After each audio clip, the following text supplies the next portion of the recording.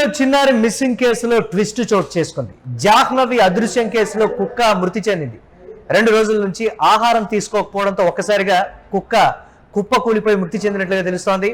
ఈ నెల 6న చిన్నారితో జాహ్నవితో పాటు వెళ్ళింది ఆ కుక్క. 3 రోజులకు తిరిగి వచ్చింది ఆ పెంపుడు కుక్క. ఈ నేపథ్యంలో 2 రోజులు విచిత్రంగా ఆ పెంపుడు కుక్క ప్రవర్తించింది. కుక్కకు ట్రాకర్ని కూడా GPS ట్రాకర్ని కూడా అమర్చారు. ఈ నేపథ్యంలో చిన్నారి కోసం జల్లెడ పట్టేటువంటి ప్రక్రియలో పోలీసులు ప్రతి అంశంలో కూడా అడుగులు వేస్తున్నారు. ఈ నేపథ్యంలో కుక్క మృతి చెందడంతో పలు అనుమానాలు అయితే వ్యక్తమవుతున్నాయి. కుక్క మృతితో దర్యాప్తులో కీలక ఆధారాన్ని పోలీసులు కోల్పోయినట్లుగా కూడా తెలుస్తోంది. కుక్క మృతితో అసలు ఏం జరుగుతోంది? ఎవరైనా విష ప్రయోగం చేశారా, లేకపోతే ఇతరత్ర కుక్క మీద ఎవరైనా దాడి చేశారా అనేటువంటి మాట.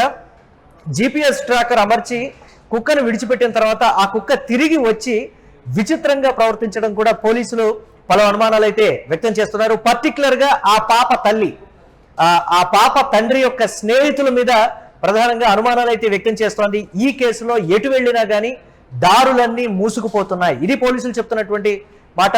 కీలకమైనటువంటి విషయాలు అయితే ఆ పాప మిస్సింగ్ కేసులో వెలుగు చూడాల్సినటువంటి అవసరం అయితే ఉంది. దీనికి సంబంధించి మరిన్ని అప్డేట్స్ మా కరెస్పాండెంట్ సాయిరామ్ అందిస్తారు. సాయిరామ్, అన్ని దారులు ఈ కేసులో మూసుకుపోయాయి, ఇది పోలీసులు చెప్తున్నటువంటి మాట. ఆ కుక్క మృతితోటి ఉన్నటువంటి ఆ ఒక్క అవకాశం కూడా పోయింది అనేటువంటి మాట. ఏంటి పోలీసులు టెక్నాలజీ ఈ స్థాయిలో కూడా అభివృద్ధి చెందినటువంటి పరిస్థితుల్లో 7 రోజులైనప్పటికీ కూడా ఒక పాప ఆచూకీ లభ్యం కాకపోవడం అనేది పలు రకాల అనుమానాలకైతే దారితీస్తోంది కదా. ఏంటి విమర్శలు వ్యక్తమవుతున్నప్పటికీ కూడా ఇంకా ఆచూకీ దొరకపోవడం ఎలా చూడాలంటారు ఈ పరిణామాన్ని? మురళి, కాకినాడ జిల్లా తుని మండలం దొండవాక పంచాయతీ పరిధిలోని CH అగ్రహారం సమీపంలో 2 ఏళ్ల చిన్నారి జాహ్నవి అదృశ్యమైన ఘటన రాష్ట్ర వ్యాప్తంగా తీవ్ర ఆందోళనకు అయితే గురి చేస్తుంది.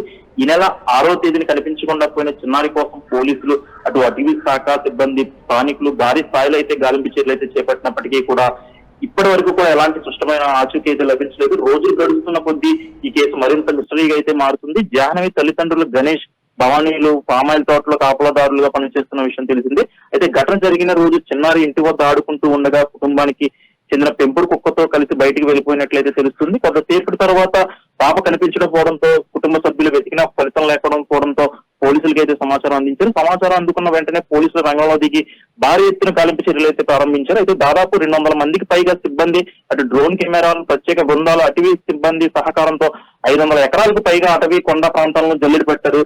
అటు పొదలు, లోయలు, చెరువులు, బావులు, కాలువలు, గొట్టలు, ఇలా ప్రతి ప్రాంతాన్ని కూడా క్షుణ్ణంగా అయితే పరిశీలించినప్పటికీ కూడా చిన్నారి జాడైతే మాత్రం ఎక్కడా దొరకలేదు.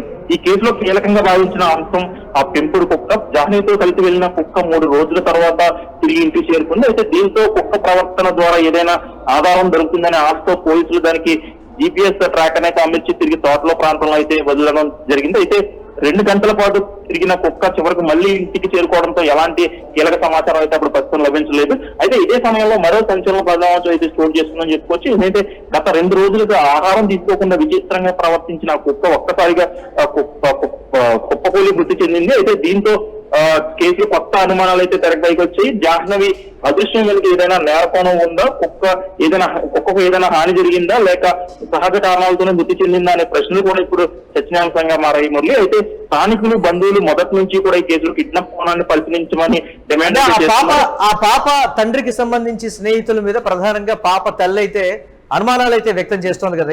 ఈ కోణాన్ని ఎలా చూడాలంటారు? దీనికి సంబంధించి ఆ కోణంలో దర్యాప్తు చేపట్టారు అనేటువంటి మాట, ఏమైనా పురోగతి ఉందా ఆ అంశానికి సంబంధించి అనేటువంటి దాన్ని ఎలా చూడొచ్చు? మురళి, అటు స్థానికులు, బంధువులు కూడా మొదటి నుంచి కూడా ఈ కేసులో కిడ్నాప్ కోణం ఉందని చెప్తున్నారు మురళి.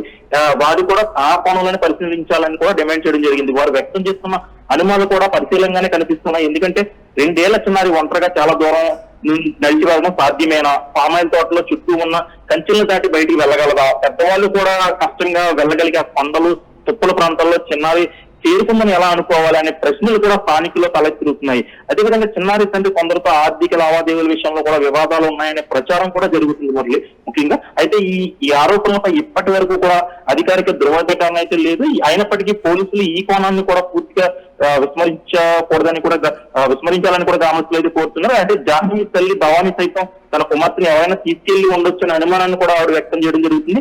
ఇప్పటికే అటవీ ప్రాంతం, కొండలు, లోయలు, చెరువులన్నీ కూడా వెతికిన ఈ ఆధారాలు దొరకపోవడంతో కేసును మరింత సంక్లిష్టంగా అయితే మారిందని చెప్పుకోవచ్చు. చిన్నారి కనిపించకుండా పోయిన మరుసటి రోజు భారీ వర్షాలు కురవడంతో అటు గాలింపు చర్యలకు కూడా ఆటంకం అయితే ఏర్పడింది. అయినప్పటికీ పోలీసులు నిరంతరం శోధన అయితే కొనసాగుతుంది. అయితే ఈ కేసులో ప్రస్తుతం 3 కోణాలు అయితే కనిపిస్తున్నాయి. మొదటిది అడవిలో దారి తప్పిపోయి ఉండవచ్చనే ఒక అవకాశం, రెండోది ప్రమాదవశాత్తు ఏదైనా ఘటన జరిగి ఉండొచ్చని ఒక అనుమానం అయితే వ్యక్తమవుతుంది. మూడోది కిడ్నాప్ లేదా ఇతర నేరపూరిత కోణం అయితే ఇప్పటి వరకు కూడా ఏ కోణాన్ని కూడా నిర్ధారించే ఆధారాలు అయితే ప్రస్తుతానికి కూడా బయటపడలేదు. అందువల్ల ఈ ఊహాగానాలు కంటే దర్యాప్తు ఫలితమే ప్రాధాన్యం అయితే ఇవ్వాల్సిన అవసరం అయితే ఉందని చెప్తున్నారు. అయితే జాహ్నవి కోసం ఎదురు చూస్తున్న తల్లిదండ్రుల పరిస్థితి మాత్రం హృదయ విధానకరంగా అయితే మారిపోయిందని చెప్పుకోవచ్చు. ప్రతిరోజు ప్రతి గంట ఆశతో గడుపుతూనే ఉన్నారు వారిద్దరు కూడా. ముఖ్యంగా పెంపుడు కుక్క తిరిగి వచ్చిన తర్వాత పాప కూడా వస్తుందనే ఆశని ఆశించిన కుటుంబానికి ఇప్పుడు కుక్క మృత్యుతో మరో మానసిక వేదన అయితే మిగిలిందని చెప్పుకోవచ్చు. అయితే ఈ కేసులో ప్రాధాన్యత దృష్టి గాలింపు చర్యలు అయితే కేవలం తోటలు, అడవి ప్రాంతాలకి పరిమితం చేయకుండా అన్ని కోణాల్లో కూడా విస్తరించాల్సిన అవసరం అయితే ఎంతైనా ఉంది. అటు అధికారులు, పోలీసులు కూడా. ఎందుకంటే అటు తుని, అన్నవరం, కాకినాడ, అనకాపల్లి ప్రాంతాల్లో బస్ స్టాండ్లు, రైల్వే స్టేషన్లు, ప్రధాన రహదారులు, సీసీ ఫుటేజ్లను కూడా మరోసారి సమగ్రంగా పరిశీలిస్తే అటు కుటుంబ సభ్యులు, పరిచయస్తులు, స్థానికులు విస్తృత విచారణ కూడా చేపడితే కుక్క మృతికి గల కారణాలు వెటనరీ నిపుణులతో పోస్ట్ మార్టం ద్వారా నిర్ధారించిన ఒక నివేదిక కూడా విశ్లేషించాల్సిన అవసరం అయితే ఎంతైనా ఉంది. అవసరమైతే ప్రత్యేక దర్యాప్తు బృందం ఏర్పాటు చేసి కిడ్నాప్ కోణంతో పాటు అన్ని అవకాశాలను కూడా సమాంతరంగా పరిశీలించి ప్రతి చిన్న ఆధారాన్ని కూడా వదిలిపెట్టకుండా శాస్త్రీయ పద్ధతిలో దర్యాప్తు కొనసాగిస్తే జాహ్నవి అదృశ్యం అనుకున్న అసలు నిజాలు కూడా వెలుగులోకి వచ్చే అవకాశం ఉందని చెప్పి తెలుస్తుంది. మరియు right, thanks for updates Sairam. రకరకాలైనటువంటి అనుమానాలు అయితే వ్యక్తమవుతున్నాయి. చిన్నారి తప్పిపోయిందా, లేకపోతే ఎవరైనా కిడ్నాప్ చేశారా, లేకపోతే కుటుంబానికి సంబంధించినటువంటి వివాదాల నేపథ్యంలో ఏమైనా ఘటనకు పాల్పడ్డారా అనేటువంటి మాట,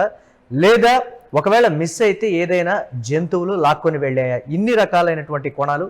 కొత్తగా ఆ పాప తల్లి, ఆ పాప తండ్రికి సంబంధించినటువంటి స్నేహితుల మీద కూడా రకరకాలైనటువంటి అనుమానాలు అయితే వ్యక్తం చేస్తోంది. మొత్తం మీద తునిలో చిన్నారి మిస్సింగ్ కేసులో అయితే ట్విస్ట్ అయితే చోటు చేసుకుంది. కీలకంగా ఉన్నటువంటి పెంపుడు కుక్క చనిపోవడంతో కూడా అసలు ఏం జరుగుతుందనేటువంటి అనుమానాలు అయితే బలపడుతున్నాయి. చూడాలి, త్వరితగతిన ఈ కేసుని ఛేదించి మా పాపను మా దగ్గరకు చేర్చండి అని పోలీసుల్ని ఆ తల్లి అయితే వేడుకుంటోంది.